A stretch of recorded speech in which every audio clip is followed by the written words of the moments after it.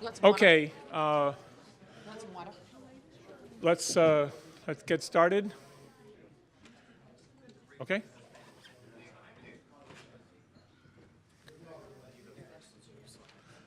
Good morning. I'm Judge Morris with the Global Business Dialogue, and it's a real pleasure to welcome each and every one of you here this morning. We have a lot to get through, and the irony is that even when we get through it all, we'll barely have scratched the surface of NAFTA issues, even though NAFTA's been operational for some 23 years. A couple things I'd like to say this morning about this morning's program, three actually. First is that we're trying to do something not new, but new to us, which is we're having this taped, and if the system works properly, we'll upload it to a GBD YouTube channel so that we can get this out to a broader audience. If that works, we may make it a regular part of what we do. If it doesn't, well, we probably won't.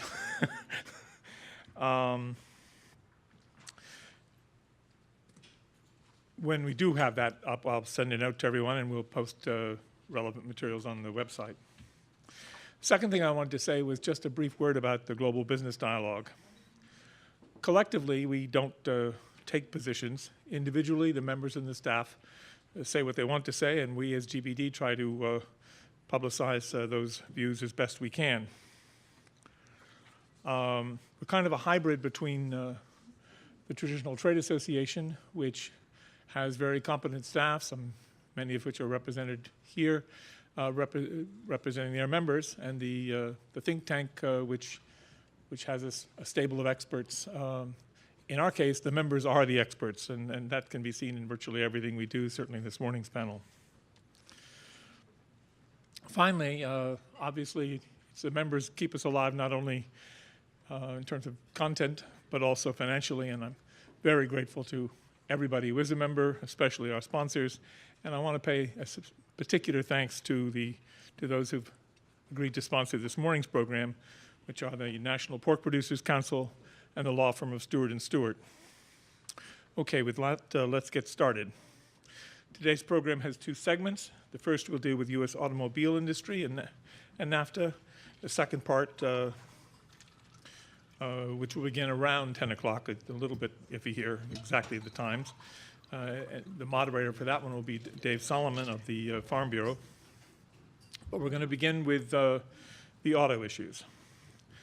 I'm not, so now we're into the policy, and I'll be your moderator for this session. I'm not going to try to recap the whole NAFTA debate here. I will simply note that the Canada agreement, which came first, was just an agreement in the United States, but it was a very big deal. For some people, an existential issue in Canada. When NAFTA came along, then American politics really woke up. Who can forget Ross Perot in 1992 and the Great Sucking Sound, which was supposed to be American job losses. I'm not going to get into the issue of labor here. We'll probably do that in a somewhat later event.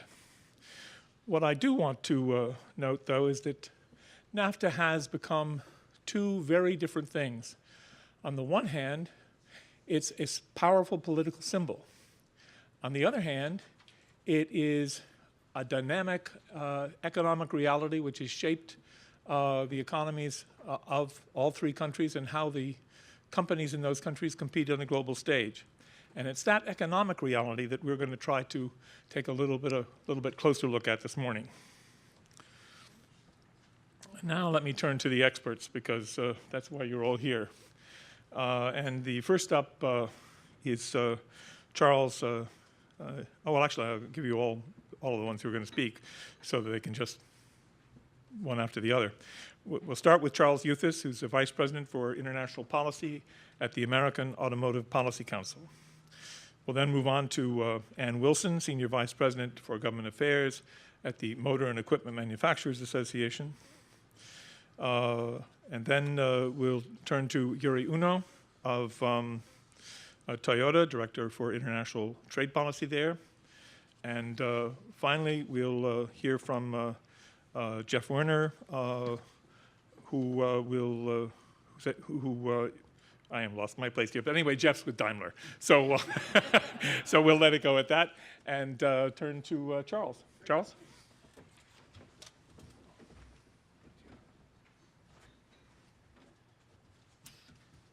Good morning, everyone. I'll just introduce myself. Charles Youth is Vice President, International Policy at the American Automotive Policy Council and representing Fiat Chrysler, Ford, and General Motors. I'd like to start my comments out with actually a really interesting event that happened just 2 days ago at the border crossing in Nuevo Laredo in Mexico. A tornado touched down and actually closed down the border crossing. And that created a situation where the plants in the United States, several plants in the United States, because of the backup and the diversion of traffic, actually were threatened to be actually closed down. So this just is an illustration of how integrated the marketplaces are in the United States, Mexico, and Canada. You know, the auto industry, since actually 1965, with the U.S.-Canada Auto Pact, started the integration of the U.S. and Canadian auto industry. And that actually, you know, has been going on now for 50 years, has integrated the industry so much so that you really cannot even determine what is Canadian and U.S. content anymore. It's completely integrated. And of course, 23 years ago, the NAFTA included Mexico into the agreement. And we have a almost seamless integration of the auto industry across the three countries today. And again, the example of just one single border crossing between U.S. and Mexico getting shut down for a couple of days threatened to actually shut down a couple of plants in the United States.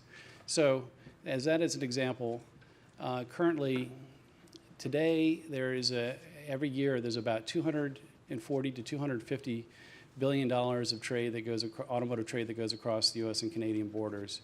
That's about 22% of total trade in the NAFTA region. So we're talking about a massive, there's really nothing like it, nothing internationally that you can compare the two. The benefits of NAFTA to the industry are enormous, and to quantify them, just to put them into different categories, global competitiveness. You know, you look around the world, there are three major automotive producing centers in Asia, Europe, and North America. And each of those has, as part of that grouping, some low-cost and high-end, labor-intensive and technology-intensive countries that are part of that network.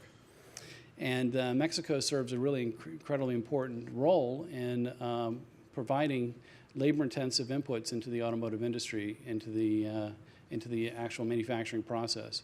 For example, the largest import coming in from Mexico into the United States, automotive part, is wire harnesses.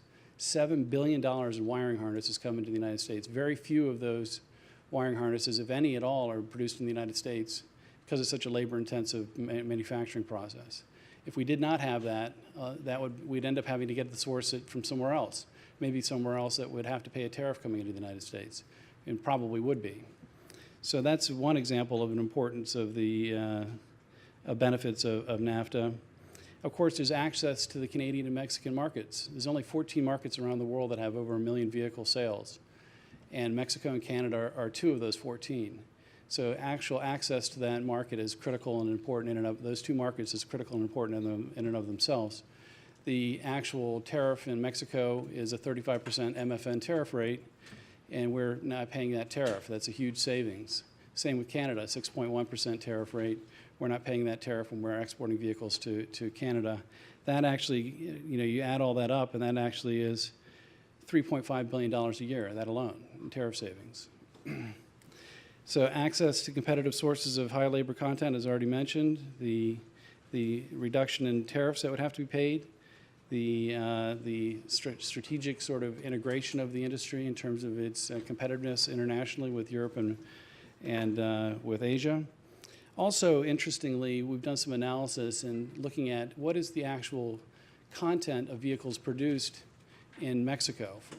What is the U.S. content? What is the U.S. content of vehicles produced in Canada?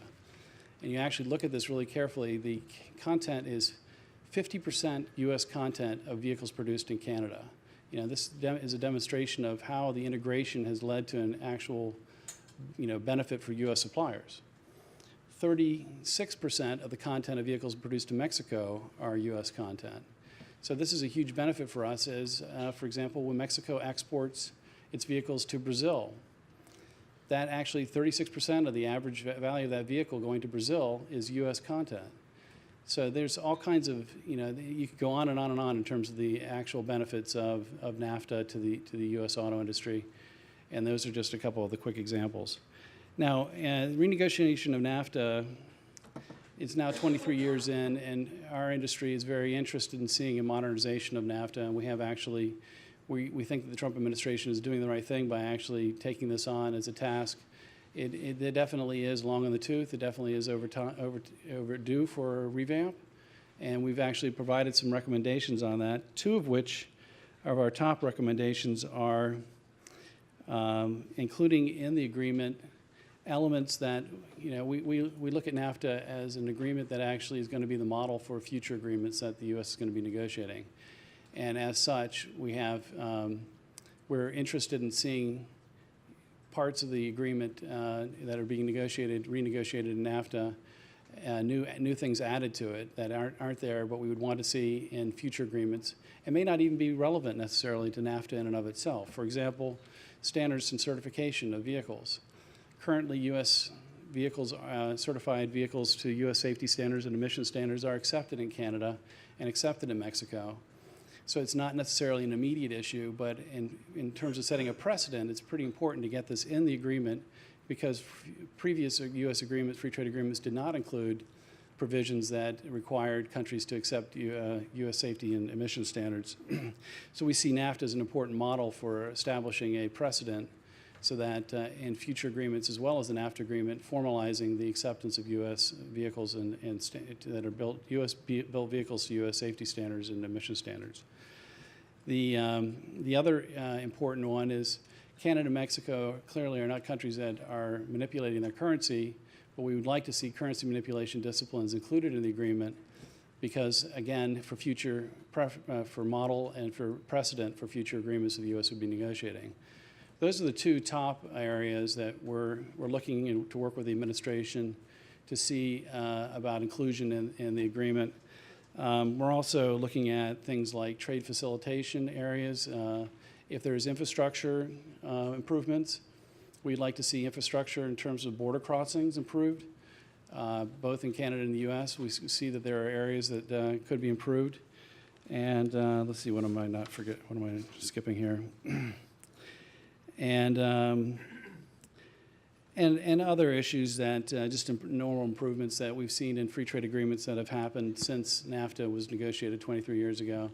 There are other areas like labor and environment and things of that nature that could be improved and brought up to speed to a more modern or current basis. So that is in a nutshell real quick. That's great. Where things stand from the U.S. auto industry. We're very interested in working with the administration to improve the agreement, and we'll hopefully be seeing this advance in the near term. And I'll turn it over to my colleagues from the suppliers and Toyota and Daimler. And I think we're up. Yeah, I know.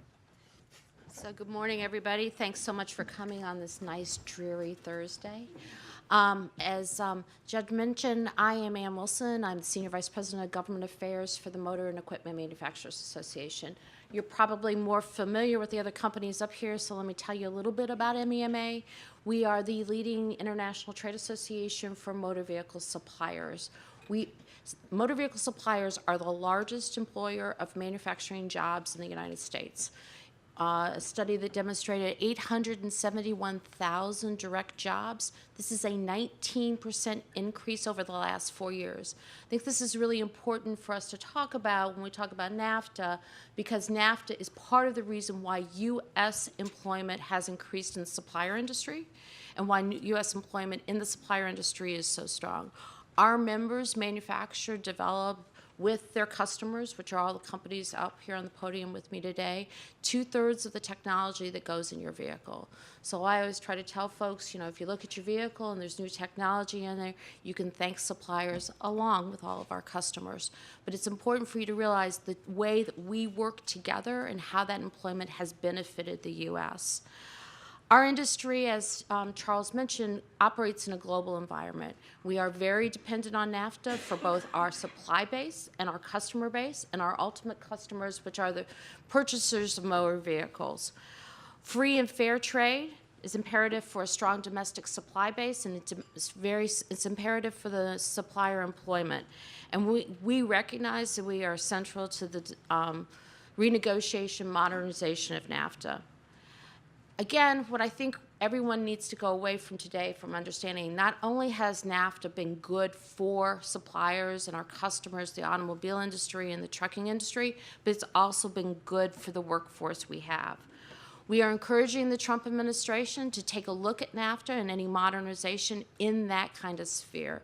Take a look at it to say, what can we do to modernize it? What can we do to improve it and update it? What have we learned over the last 25 years without massively disrupting the supply chains?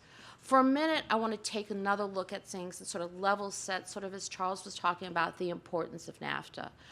I don't think this is where we're going for totally disrupting NAFTA, but it's important for everybody to realize why, from an industry perspective, all of us who our members and all of these companies compete a lot, but why we are all together on our points on why NAFTA is so important.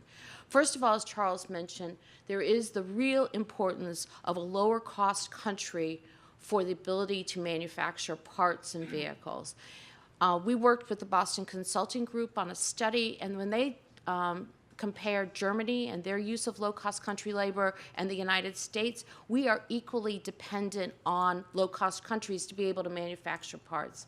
And so if you take a look, I wasn't going to mention wire harnesses, but since Charles did, most of you are just going to sit there and say, we don't understand what a wire harness is. A wire harness is a part of a vehicle that you actually connect electronics to. There are 5 to 6 wire harnesses in each and every one of the new vehicles that are being manufactured today.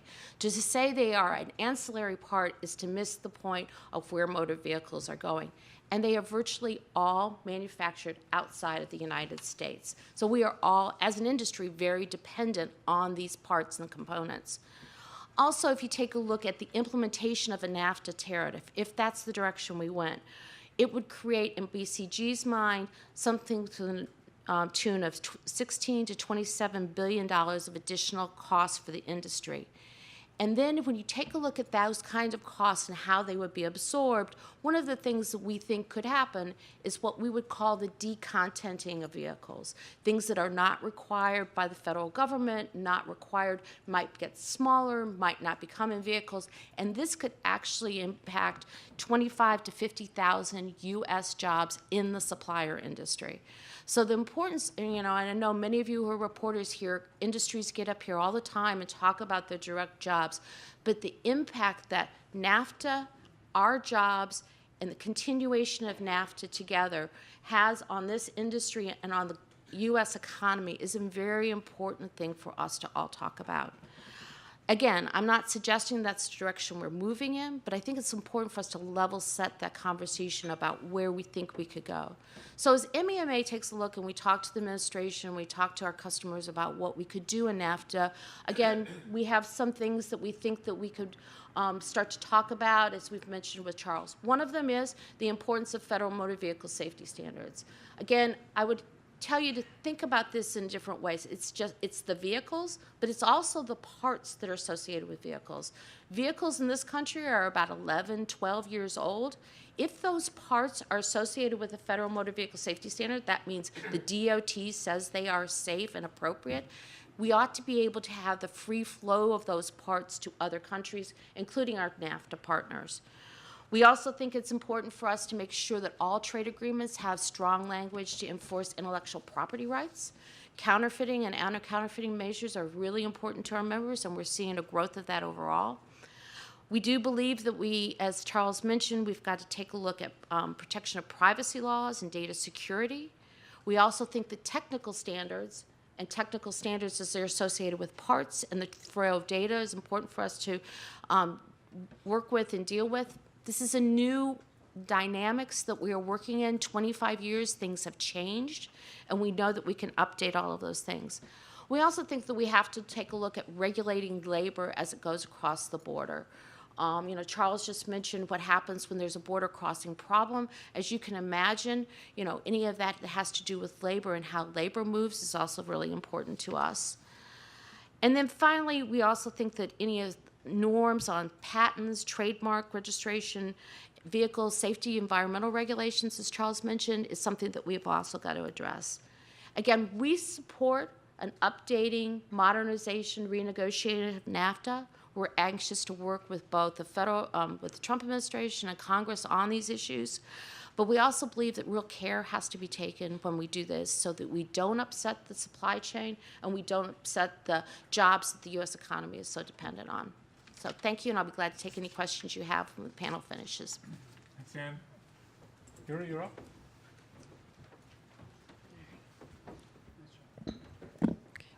Thank you, Judge. Thank you very much. My name is Yuri Uno from Toyota Motor North America. I'm Director for International Trade Policy. I'm very excited to be part of this panel to discuss very timely discussion on NAFTA. Just to give you a little bit of context, why Toyota, a Japanese headquartered company, care about NAFTA. Of course, Toyota is a global company. We have 69 manufacturing plants in 29 countries. We have 15 R&D facilities in 8 countries. Of course, the U.S. is the largest operation we have outside of Japan. And we have, actually, the one we have in Kentucky is the largest plant we have in the entire world. We have 136,000 employees in the United States and manufacturing 8 models of vehicles in 10 plants. And we also have 2 R&D facilities, and there are 1,500 dealerships throughout the country. So we believe in producing what we sell and procuring where we produce.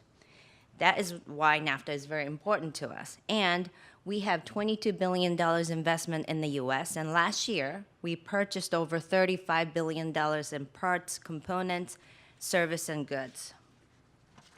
Of course, like other auto companies, we have supply chains throughout North America, and it's very integrated. We have 14 plants throughout North America, as I mentioned, 10 in the U.S., but 2 in Canada and 2 in Mexico also. And 70% of what we sell in the U.S. are produced in North America. And, NAFTA is allowing us, Charles kind of mentioned this earlier too, it's allowing us to be cost competitive, especially when we export from the United States. And we do export from the United States to 34 countries, and NAFTA is helping us to do that. Having said all that, NAFTA is an old agreement, so it needs to be modernized. Some of the chapters that were included from the beginning should be considered. Things like cross-border data flow is actually important to us, as we have our global data center in Texas, where we collect data from different vehicles that we sell throughout the country, the world, and to be used for R&D purposes, as well as for autonomous vehicle research center that we have in California. But we do believe NAFTA creates more jobs. Preserving what's working while we update and modernize the agreement is what we support. And we look forward to have conversation with administration on how we can do this while we create more U.S. jobs. Thank you.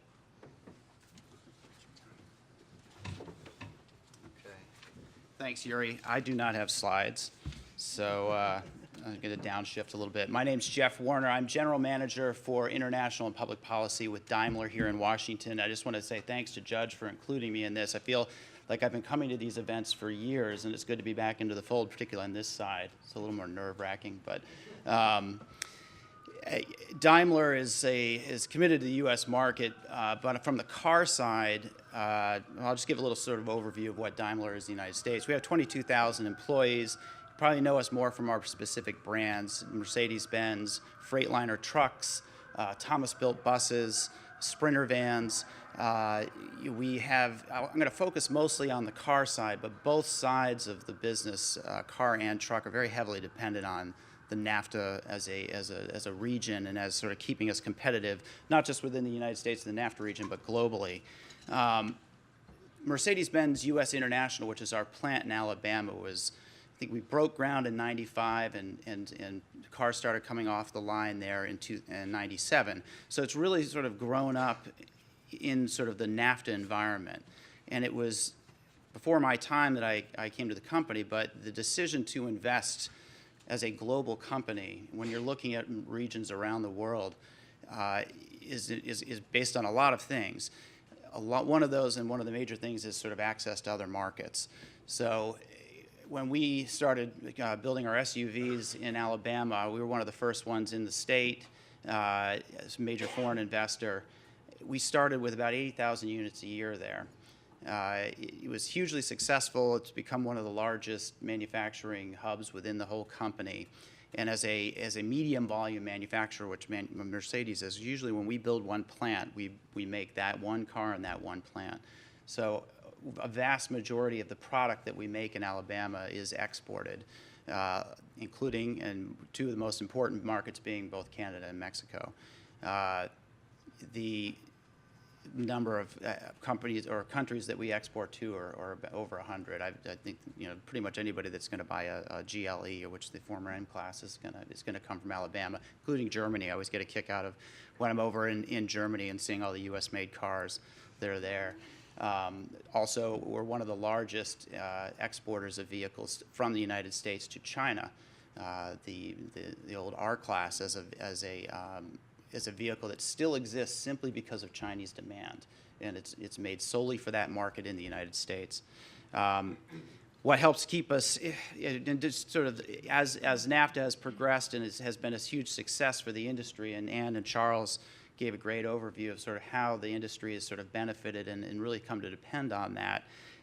We as a manufacturer have gone from about 80,000 units in 97 to over 300,000 now, to the point where we make nearly as many vehicles in Alabama as we sell in the United States. Now, most of those are being exported, and we're bringing in a lot. So the sort of the tariff-free, and we're not necessarily tariff-free, but the easy flow of trade from both Europe, U.S., but Canada and Mexico is really essential to what to sort of the decision to invest. And I think you can look now as we grow as a company. We just announced a decision to build a plant in Charleston, South Carolina, to build Sprinter vans, which is under the Mercedes name.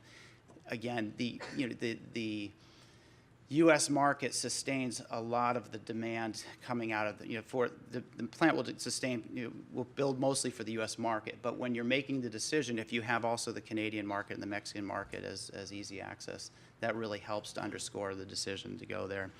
So, what I think as we look going forward, I think what you're seeing here is we're in pretty general alignment as an industry and sector. We've all, whether we're a foreign-owned company that's come to the United States to invest here and export from here, use the supply chains within Mexico and Canada and the United States, we're all in the same boat. We have some differences on the margins, but I think we're certainly support the renegotiation for a modernization of NAFTA. I think you can look at some of these changes and improvements on digital trade, IPR, alignment of standards, particularly on our truck side, and Charles and I, we still get to work together on a lot of these issues of making sure that U.S. standards are accepted in as many markets as possible, and certainly within the NAFTA market, that's essential. So we'll be standing side by side on that. But I think as we go into this, and we're sort of entering a brave new world, so we want to sort of start with the concept of let's do no harm, right? We want to make sure that this is an agreement that stays a functioning agreement, that we are still able to stay as a competitive industry that's based in the NAFTA region, and the majority of our jobs and the vast majority of the jobs that we have in the NAFTA region are here in the United States, and that's sort of underpinned by that ability to stay competitive that the NAFTA has allowed us to do. So I think as we enter this 90-day clock and the negotiations, I think we're hopeful that sort of some of the more extreme rhetoric will sort of give way to more of a constructive dialogue, and I think we're seeing that right now. So knock on wood, hopefully we'll in a year or two we'll be back up here saying what a great win it was. So with that, I look forward to the discussion. So thanks. Thanks. Now I have just an admin thing. I hope Cornelia is around and a microphone's around. Cornelia, there's the mic. And so if you have questions, first of all, I want to congratulate the speakers. This was, as events go, this was a model of efficiency. They said an awful lot in a very concise time frame. But you probably have questions, and if you do, wait for the mic. And Ira Tenowitz is the first one, and then we'll go to Doug Palmer. But over here, if you'd say your name, though, even though I did. Sure. It's Ira Tenowitz from MLX News Service. There seems to be a little bit of air of unreality here. The Trump administration has said very clearly that they want to impose some limits on moving jobs to Mexico, and they've specifically talked about cars in terms of some sort of trying to bring jobs back on the car industry. What do you expect to happen, and what are you willing to agree to? Are you willing to agree to some sort of some increased country of origin restrictions? Are you willing to agree to anything else? What are you going to propose? There's obviously going to be some sort of changes. I don't know who's going to take that one, but anybody's welcome to. Sure, you start. So I'll start, since the lion's share of the jobs are the supplier jobs. We understand very clearly the importance of continuing manufacturing in the United States and the continuing importance of jobs. Again, I would reiterate, if you take a look at our jobs numbers, and I'll stand by them, 871,000 jobs. That is more than before the bankruptcies earlier in the century. That is not the most jobs we've ever had, but it is a significant increase over the last 4 years. And if you take a look at the jobs that these companies actually employ or use from our supply chain, it has increased 23% in the last 4 years. So jobs in the United States, NAFTA has worked well. We also recognize that there's going to be a continual need for new technology. Those of you who have gone to look for a new car or pay attention to the conversations about automated vehicles recognize that we're talking about, both new safety devices. Charles mentioned new emission devices and standards, as well as the dream for an automated fleet. We believe very strongly that working with our customers, a lot of these jobs, because they are heavy in R&D, heavy in IP protection, these ought to be in the U.S. When you survey our members, they'll tell you that most of their investment in R&D, just like Toyota was saying, has happened in the U.S., and we know that that's going to continue to be a center for it. So we don't think these conversations are mutually exclusive, but I think we have to look into the future of the auto industry overall, but also understand that the basis of the industry itself is dependent on a strong NAFTA supply chain. I did want to say if there was a specific question to Charles Eustace, who may have to leave a little early, we'll take that to sort of wave your hand back and forth. We'll come to you next, Doug. I think Charles wanted. No, go ahead. If you did, okay. Hi, I'm Ian Ferguson with the Congressional Research Service, and I did have a question for you, Charles. You had discussed including something about trade facilitation in a revised or modernized NAFTA. How would you actually put that in the agreement? I mean, would it be binding rules like in the trade facilitation agreement, or would it just be some, commitment to bolster, spending on infrastructure modernization?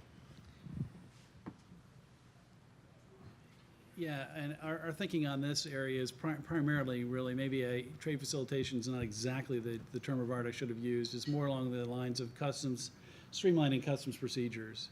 And, between the U.S. and Canada, there have been actually a lot of effort that's been taken, and the auto industry has been involved in a lot of different programs that have actually facilitated the trade flows and kept any kind of delays at the border to a minimum.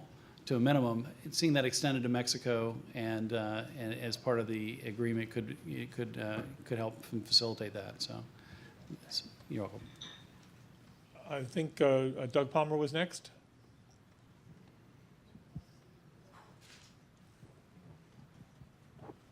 Hi, I guess my question is similar to Ira's, and it's for anybody but Charles and Ann. I mean, you know, when you hear Peter Navarro talk, I mean, he talks about the importance of like bringing supply chain jobs back to the United States. So why couldn't you, not you specifically, but why couldn't there be wire harness production in the United States? I mean, what's the problem with doing that? I mean, would it just be that you'd have to pay the workers too much, or the cost of producing it here is so high that you could no longer sell those cars competitively? I don't know. What is the obstacle to bringing these supply chain jobs back to the United States? Well, I don't think there's any particular obstacle. I just think that the supply chains exist the way they do today because of this is the most efficient, the manufacturing and operations and related industries are located where they're the most efficient. So this, you know, in terms of North America and its openness, the location of where things are made are done in what is considered the most productive, the most efficient way. I mean, right now our companies are, just like Ann was saying a little bit ago, our companies are performing at levels that really haven't been seen in decades. We're making, you know, we're employing more people today. We're exporting more than we have in a very long time. We're selling more vehicles than we have in a very long time. We're doing very, very well, and part of that success, a large part of that success, is the success of NAFTA and the integration of the industry and the efficiencies that we've been able to derive from that partnership with Canada and Mexico. So I guess the answer to that is that when you take away the tariffs and non-tariff barriers that exist between the three countries, and you allow for the integration to continue to progress, it's a win-win-win across the board for everyone. It's not a not net negative or a zero-sum kind of dynamic. It's a win-win-win. So if I could add to that a little bit, you know, if you take a look at, and it's a manufacturing term, but it becomes very important, what we call capacity utilization.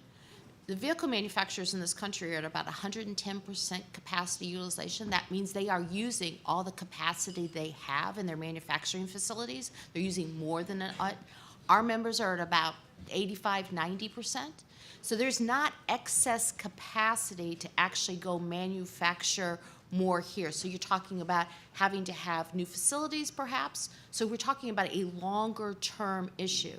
And if you look at where vehicle sales are right now, you wonder if that, you know, that investment in new capacity really makes a lot of sense. I think the other thing that we need to talk about is actually what the workforce is in this country. If you talk to our members, there's a real serious concern about having the ability to have a trained workforce to be able to take up these jobs. So, I mean, we're not talking about necessarily even engineers and things like that, but we're talking about people who are, you know, welders and some of the trained, skilled workers that we need to have for manufacturing. So there's some very systemic issues that need to be addressed by this country before we can, you know, before you can automatically say that it can be reshored. But again, you know, our members are not saying that this is a zero-sum game, that you modernize and update NAFTA merely to make sure that there's not a continuing flow of U.S. jobs. I mean, I'll just reiterate the statistics again.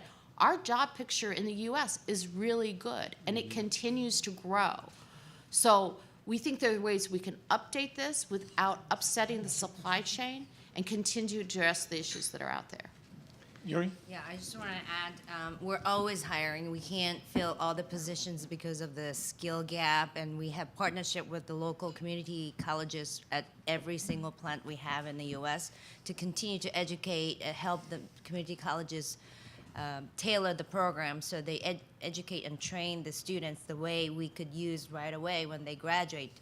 And we're not decreasing our investment in the U.S. because of NAFTA. We're actually increasing. We just announced additional $10 billion investment over 5 years in the United States. So, and big part of that is because of NAFTA is helping us, allow us to stay competitive in the world market for the U.S. products.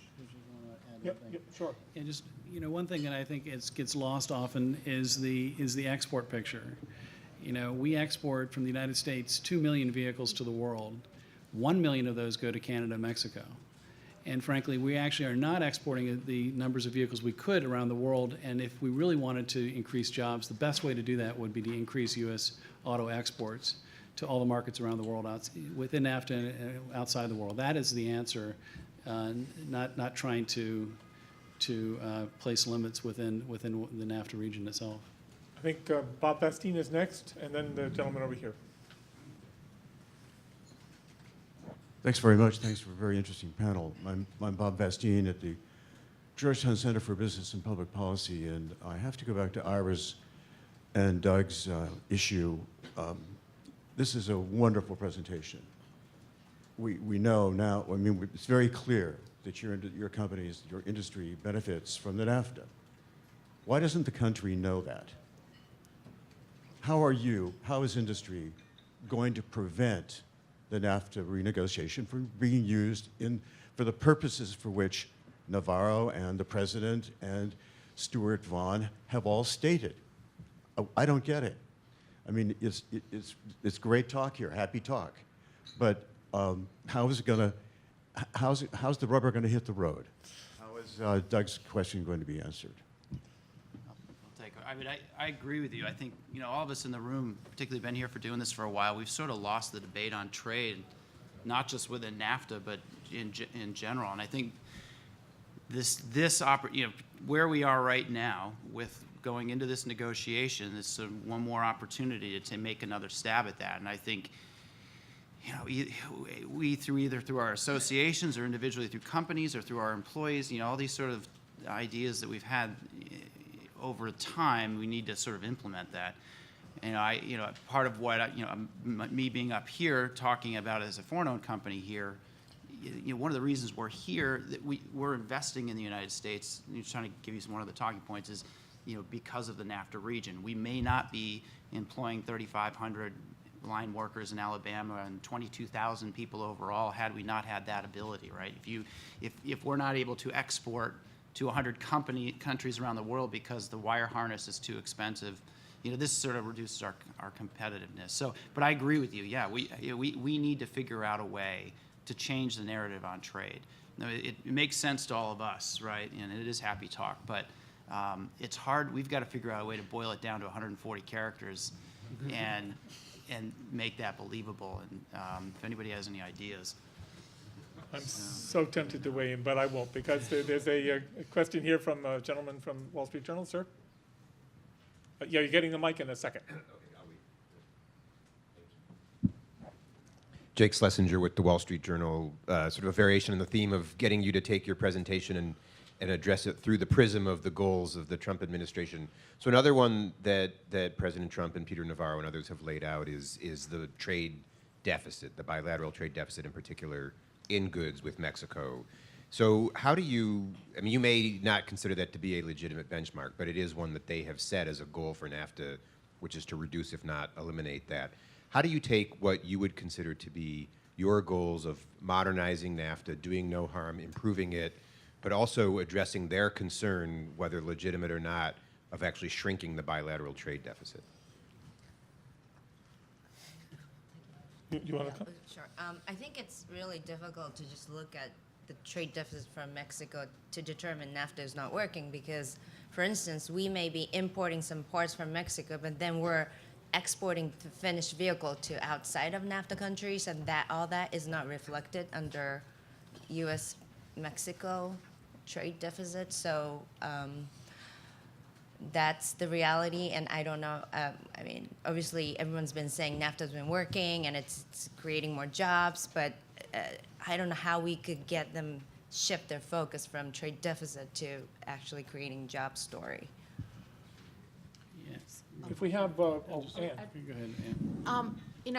One of the things I think that's about the parts industry is a couple things. We did comment on the trade deficits, and we encourage the administration to look where we consider there are significant non-tariff barriers to trade, whether they're testing standards and other things like that, and look at those kinds of countries when we start to examine where we should focus on trade deficits. But on NAFTA itself, and particularly with Mexico, overall, the parts industry within NAFTA is fairly balanced. One of the issues that you have to remember with the parts industry is parts will cross the border multiple times before final assembly. Our members need to be within 150, 200 miles of final assembly, so all of these companies up here. But you can have, and this is good. This is good for the U.S. economy. It's good for the supplier industry. You'll have, a sensor that is put on a piece of metal that is put then into some other component or part that's put into a system. And oftentimes that will cross back and forth. And at some point, it may split into two separate suppliers and end up back across the border. Unfortunately, and we have talked to the U.S. government about this, we haven't as an industry, and they haven't as an industry, as government statistics, figured out a way to parse that out. Yeah. So we can't, and Charles and I have been talking about this for years. Believe it or not, we have nothing better to do with our time than talk about passage of parts across the border.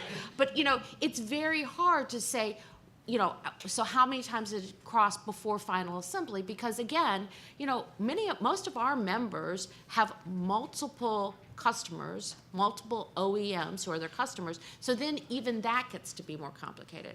So I'm not arguing with the U.S. statistics. Again, we believe very strongly that we have to continue to grow U.S. employment, but understand just the complexities of our industry have led to some of these overall concerns about where they are. But there are parts that are made in the U.S. There are things that are made in the U.S. that are not made in Mexico, and some of them would surprise folks. If there's one more, we'll take it, but, yes, we'll take that one, and then I have a brief comment, and then we'll move on to Ag. Sir, if you can get the... Thank you very much. I work for CBP, Customs and Border Protection. My name is Seth Mazie. My question is more granular. Looking at rules of origin, we have 14 free trade agreements with 20 countries. 12 of them were signed subsequent to the NAFTA.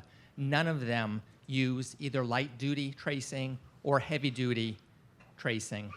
And I wanted to know if any of the speakers can speak to whether they were in favor of abolishing light-duty and or heavy-duty tracing, or whether they are in favor of updating light-duty and heavy-duty tracing to include high-value electronic components such as touchscreens that, of course, we now see in vehicles, or if instead we're looking at seeing perhaps an increased regional value content as meeting the goals of the Trump administration and of the industry. Thank you. We may not, but somebody will get... I think in general we supported what was done in TPP, and that eliminated tracing, right? So I mean, we haven't, we're not negotiating yet with ourselves on within this space, but certainly as an example within TPP we supported that. So. Okay, I'd like to move on, but actually I'm going to make one thing real quick. Oh, sorry. Yeah, I just Charles. wanted to add. One thing that, and I'm sure you appreciate this working at CBP, the complexity of the whole methodology, the RVC, the tracing, all the elements together. You pull on one lever and you change it, and it affects all the other elements. It is extremely complex, and I just wanted to, we are going company by company, looking at this very carefully and assessing this still because of the complexity. It's taking longer than we would have thought to get a handle on this, but it is something that we'll be working with the administration on as they proceed forward with their plans and their proposals. Okay, but before thanking the panel, actually, I will weigh in with one just small observation, and sort of as a response to Bob Vasteen's question, is there anything different? NAFTA never had any friends politically on either side of the aisle. That's one fact. The other fact is that the trade community pretty much took it for granted that trade was never really a big issue in, let's say, presidential elections. Well, we've had a change. Trade's now a bigger issue. And it may be big enough for people to focus on how things actually work. That's the hope on which we're pinning programs like this and which we'll continue to do. With that, I hope you'll join me in thanking this really excellent panel.